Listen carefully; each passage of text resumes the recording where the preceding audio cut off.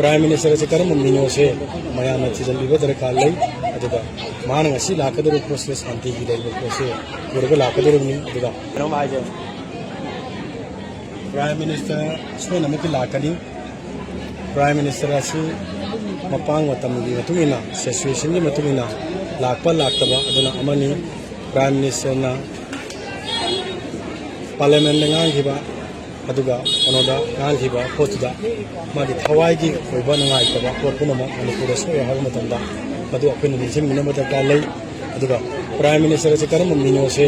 mayam season liba da kalai aduga man ngasi lakadar process anti gi dai process purga lakadar ni aduga magi matam magi mafam krai de kari tawni habudi officially oiba amana choi namaki खोलकनी मधुना मिलसी अदुगा prime minister ला ओइदब लैते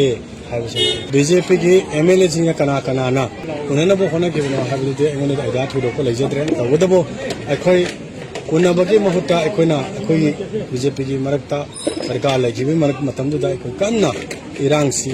हजननबा अदु अमत ओइना खना Junaid हाइबदि लैजि अदुगा मधुगी photo कनाना officially कनाना उनबो पाउ पिरके हाइबसे कयाम ऑथेंटिक ओइगे कयाम चुंगे हाइबदि आई मीडिया थोंदा आई हाइबि नमते मधुद आई कमेंट लेते शांति लाको मतमदा पुनमक लोय लाकनी सरकार ओइगेरा अमा ओइगेरा पुनम अफबा लाकनी अखोन ngasi वारिबा नुआइत्रिबा तौरिबा पोट पुनमक सिंगसे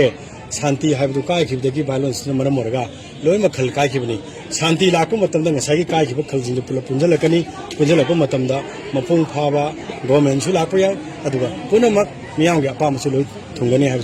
बीजेपी की एमएलए सिंह मरक की अपुनबगी कई वफम थमीगना खना भी अखोई हुजिमक्ता अखोई बीजेपी की लेरे पोस्टदा पार्टी की तरफ तकी कौरकनी अदुगा पार्टी हाइबसे की मखादा लेबनी कुछ एमएलए ओबनीना सरकार हाइबदु लेतमनी अदु पार्टी ना खना कौरप मतमदा अखोई इसा इसा की ओबो मो लोय लेनगनी अदुगा मखोइदा करी हाइबसिगे लेबाक से फनबक तहबसिगे दु लेबाक से की लेरिबा मियामना पामिबा पोट पुन मखसिंग से फोंदो पाइबसे अखोई राजनीति वाला अखोई की मरुइना अखोगी बीजेपी की इथौलांग अमा ओइना ओइबो पोषक अमनी लौरगा लाई लौगनी अदुगा अखोई अफबा पोट अमा ओइना होनबदा बीजेपी एमएलए ने कदम सुमाइ लेर सेलो इथम अदुगा अखोगी सुजे एक्सटेंड तौरिगा दमको अदुगा हजिगी हाइवे नंबर 2 से फ्री मूवमेंट लेनी हाइवे ओफन लेगे दो हजिबोगी अदिगी ममी तादे सिगी मतंग सिदी ओ डिक्लेरेशन यो कइमा को एग्रीमेंट लेनगरे खोकरा हाबदी अखोई एमएलए की वानति मियां खुनिमा खंगरा वामनी मसे लोट यादे तो वदबो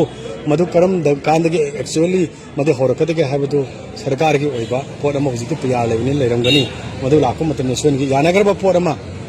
सही तंगनगरबा पोट अमा कदंगनेसु अकाइबु ओइरोय दुगा हारिबो पोटो अखोई मसेन साइड चलगा होटल अमदा फमगा तंगनबा नते मधु एमएसए की मखादा लेरिबा पोट सर्टन लेरिबा डिजिनेटेड ओइबा मी खरगा पुल्लगा तंगनिना मधु सोय नमकी अखोई मपुंग फाबा शांति लानबगी हिरमम ओइरबनी अदन मरक्स तैना हाजनिंगदी सिगम तौरगिबा अफबा सिलैबा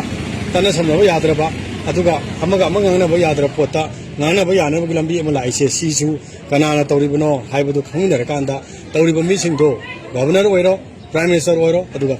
home minister oiro amadi ate ate leiriba party ki leaders sing se we should appreciate them so that makone hena hena ko le posida tawning na ba aduga afaba shanti le kanda saukhatpa manipur ama samon hoba ki tangai ko da koi mod manaraga koi negativity ki oiwa khal thadok na ba lei haije bana te na hajeri se nungai ta ba pen da pura maktuna ko sawal laga ko da wakan je negative phawi adu puna maksing do hojikti tapthar iba posida tapthana sale har kana koi kamai tawduna akhogi le riba posing da ki kari harga afaba lauraga akoi manipur phawga da habda changjan minaba se ai miyam padimakta ai appeal tawjari aduga across the political line da su politically khudong chabana tab awabam tare haba matamda awaba du instigate tawbana taba aduga awaba du kamai tawduna kanmina gadage haiba poto khutto tingthokpiro khut tingthoktana aku instigation tawre har kanda praja mayam da hu sa bina di kanaroi habije mai thamjai